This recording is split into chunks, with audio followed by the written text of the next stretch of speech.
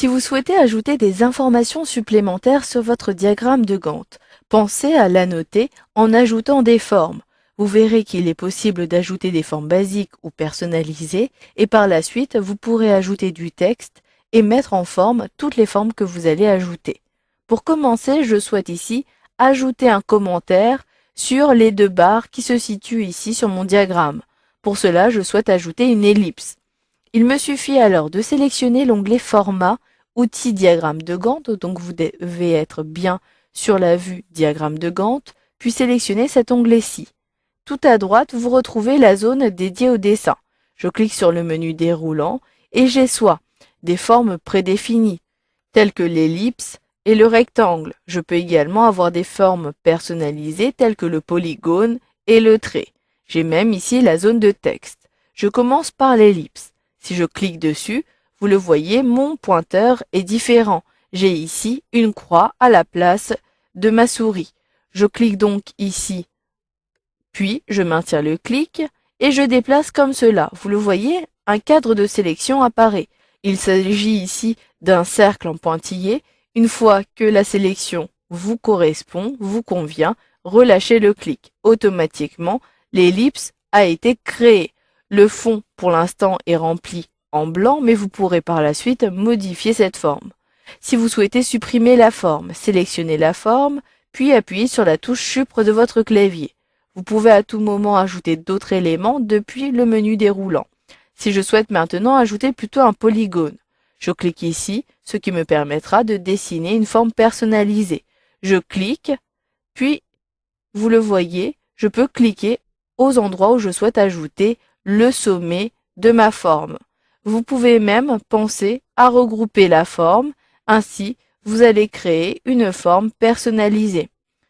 Si je clique, vous le voyez, j'ai rejoint la forme est automatiquement créée. Par contre, si vous souhaitez la modifier par exemple un sommet, vous devez sélectionner votre forme. Puis depuis le menu déroulant, vous retrouvez maintenant d'autres options qui étaient avant grisées. Je peux sélectionner modifier les points et je peux même modifier les propriétés. Dans un premier temps, je modifie les points. Je clique ici sur un sommet, je maintiens le clic et j'effectue un glisser-déplacer, ce qui me permet de déplacer mon sommet. Par contre, si je souhaite avoir un sommet qui est plutôt ici à l'intérieur, j'effectue ce mouvement-ci. Toujours un glisser-déplacer à l'endroit souhaité. Une fois que vous avez modifié votre forme, vous pouvez maintenant ajouter du texte pour commenter cette forme.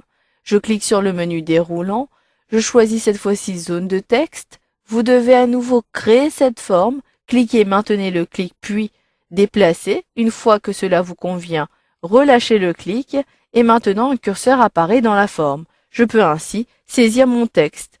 Ici, je saisis tâche, regrouper. Une fois que j'ai terminé, je clique à l'extérieur. Vous pourrez à tout moment mettre en forme le texte à l'intérieur de la zone de texte, comme c'est le cas pour une tâche traditionnelle. Et si vous souhaitez mettre en forme plutôt la forme, cette fois-ci, vous devez double-cliquer sur une forme ou encore vous pouvez sélectionner une forme, puis depuis le menu déroulant, choisissez ici les propriétés ou les palettes de couleurs successives. Je clique ici sur Propriétés. Automatiquement, une nouvelle fenêtre apparaît. Vous avez deux onglets. Un onglet qui est dédié au trait et au remplissage et un autre plutôt à la taille et à l'emplacement.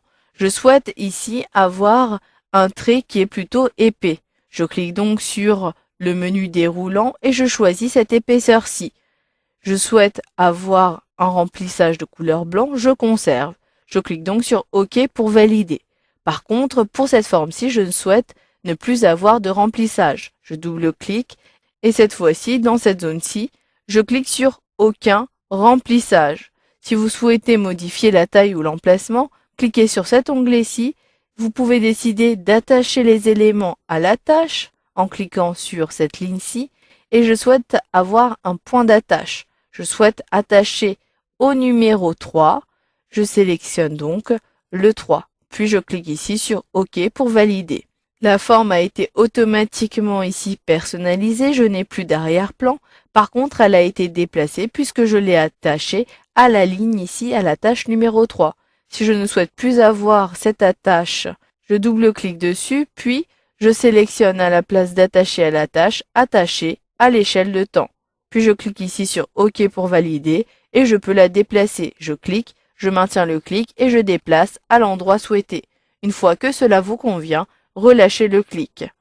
Voilà, vous avez vu dans cette formation comment annoter le diagramme de Gantt en ajoutant des formes et du texte.